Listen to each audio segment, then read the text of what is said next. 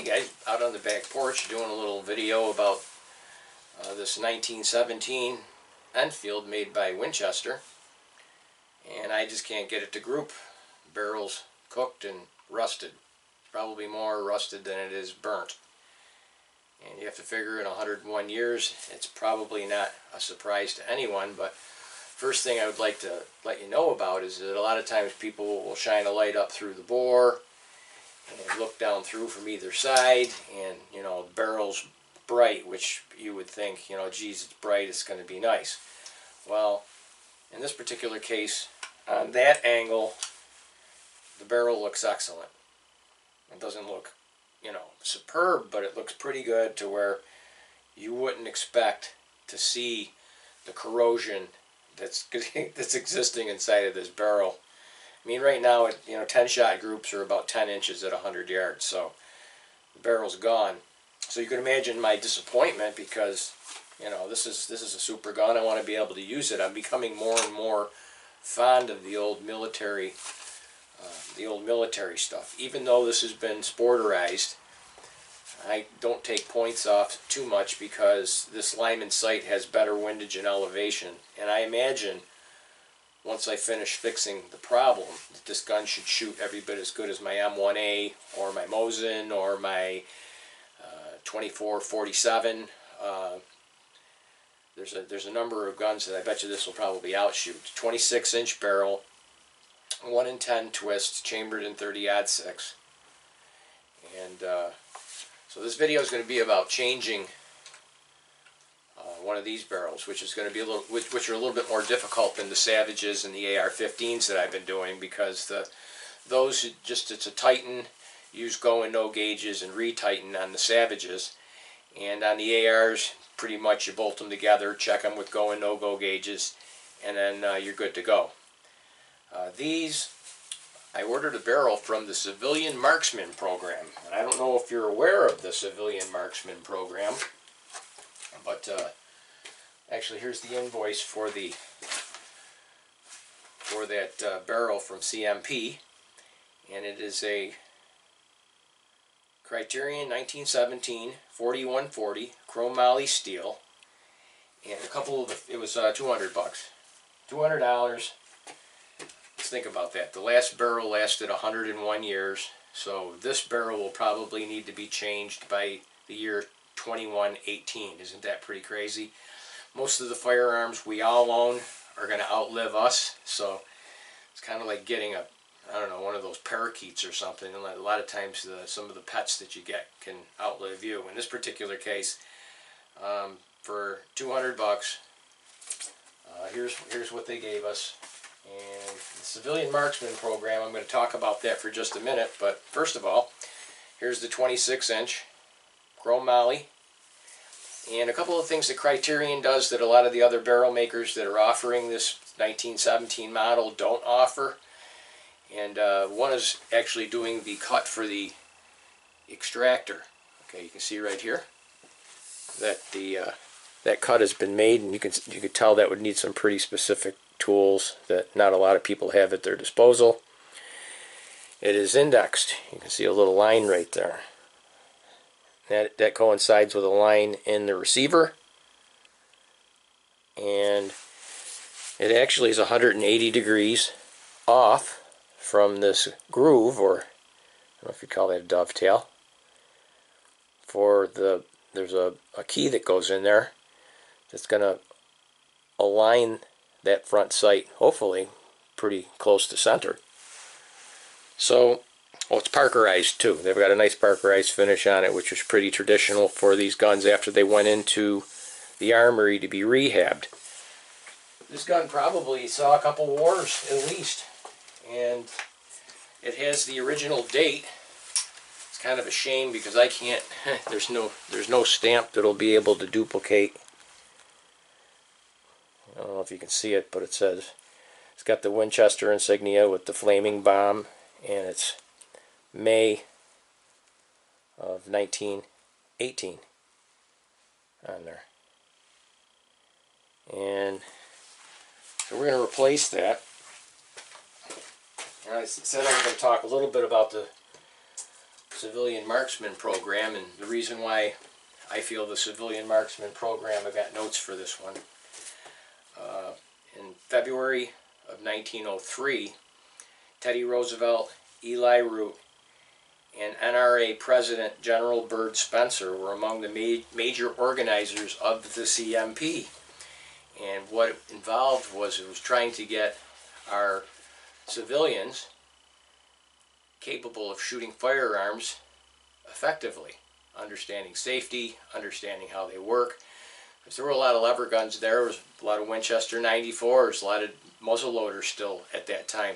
But they found that the GIs, once they were going over into battle, they were very novice at cycling the actions on the rifles and for accuracy. So CMP was designed to focus at the youthful shooter, safety, accuracy, and military preparedness. That was the main issues of concern. But one thing that I find interesting is even back then, the NRA was involved in preparing people to provide services for the United States of America in 1903.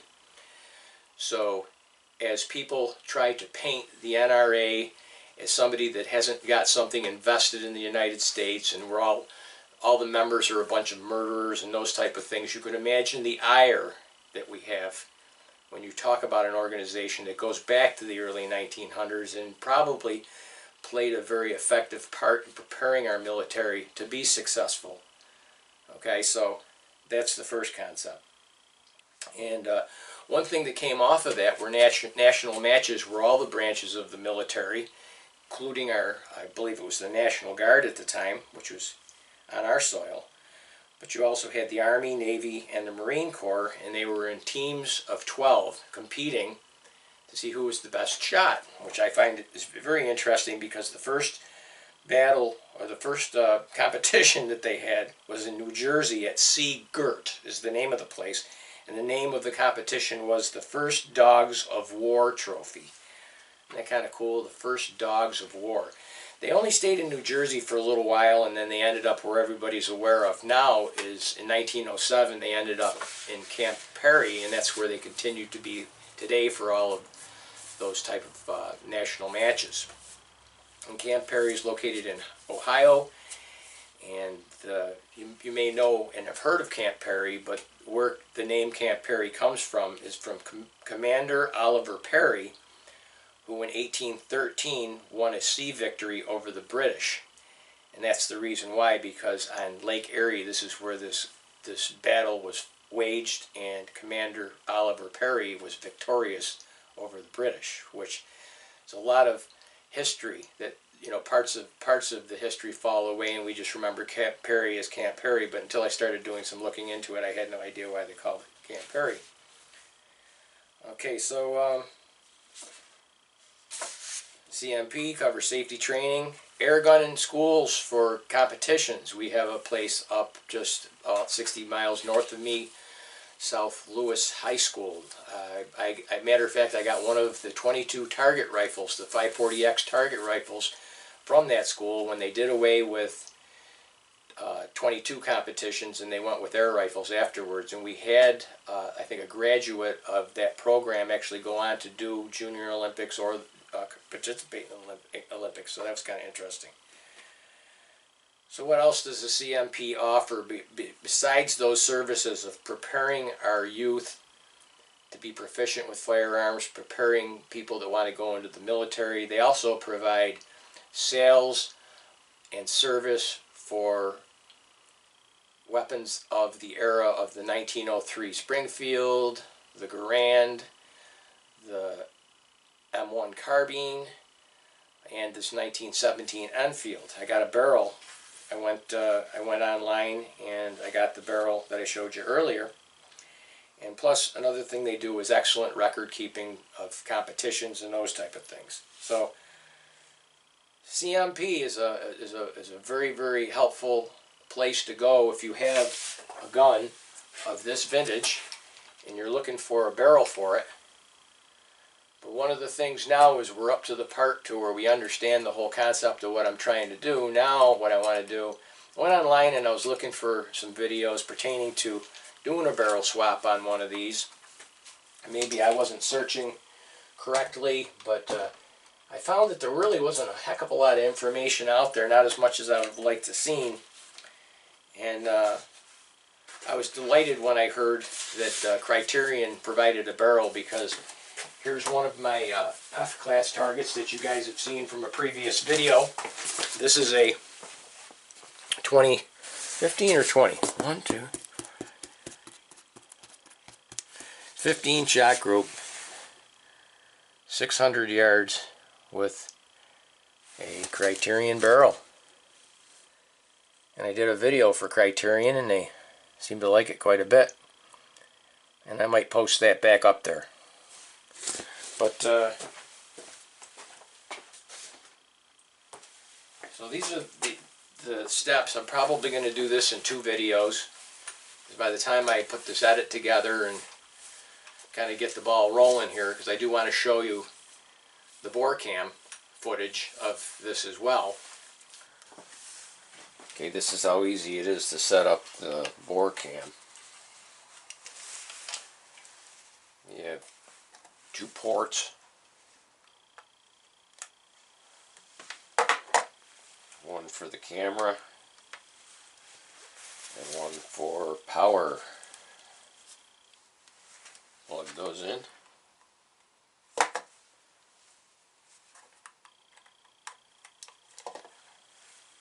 then plug in the machine. Press power. It's up on the top here. Enfield. Look at this thing. Looks like the surface of the moon. As I'm pushing the probe down through, I can feel the, look at that. That's amazing. I mean, it had to be like decimating the jackets on those bullets when they were going through. Those are all high spots. And look at that.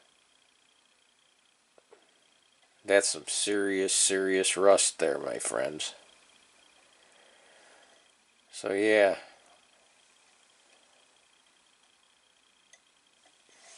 Now let's take a look at the barrel that's going on it. This is the Criterion. Look how nice and slippery.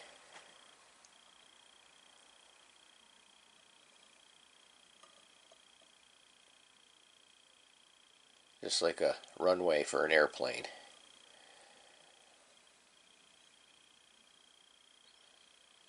We'll have some 175 grain Boattail hollow points taking off. Hey, thanks for watching. Next stop, we'll be doing the reinstall of taking this barrel off and putting the other one on. Look at that. Look at the hole in that right there. Wow. And I'm hardly even looking too. I mean, I can imagine if I wanted to spend a half an hour. That's a big pinhole there. And let's just, for giggles here, let's check down towards the beginning. Hey, look at that. There's some jacket fouling.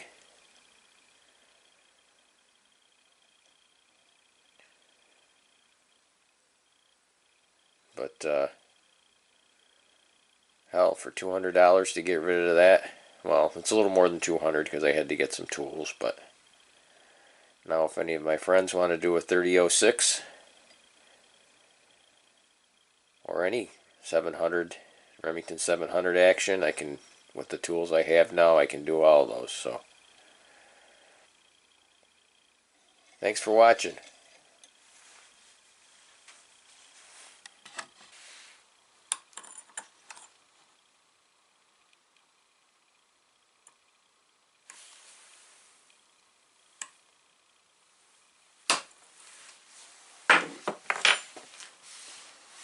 So that's gonna, I had soaked this in oil before.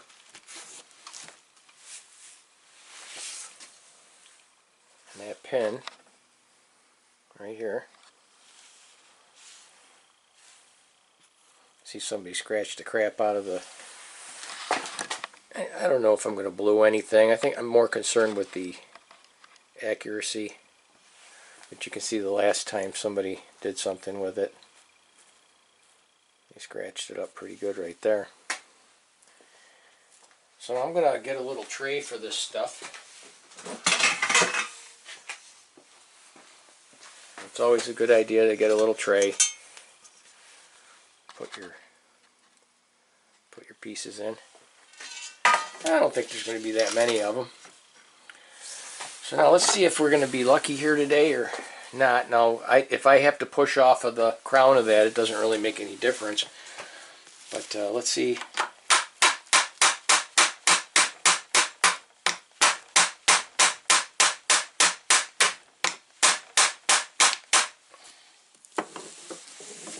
I'm not impressed. How about a little croil?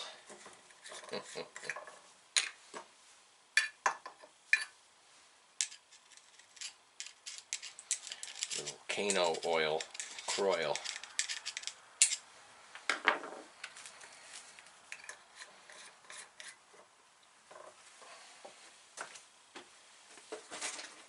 Well, it's that whole omelet egg thing. You gotta break a few eggs to make an omelet.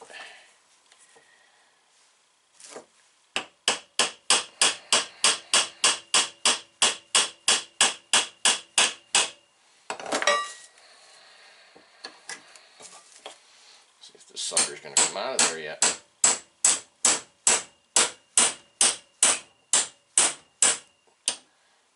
Hell or high water. There you have it. Hot. There's the key. There's where the pin goes through.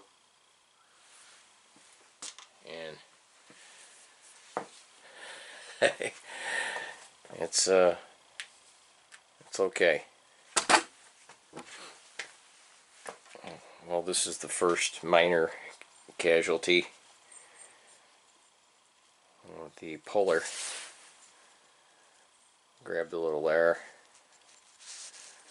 and that was in there originally, so that was probably the attempt to get it off last time.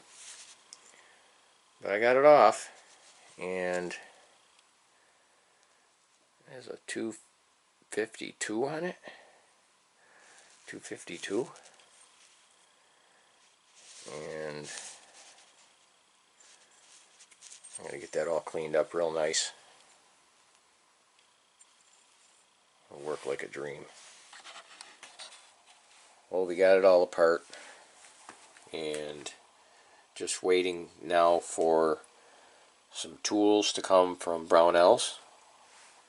So the next video will be removing this barrel, and one of the things that you'll notice is we'll have to put a cut right around here to relieve the pressure so it comes apart easier. Thanks for watching, and I'll see you soon.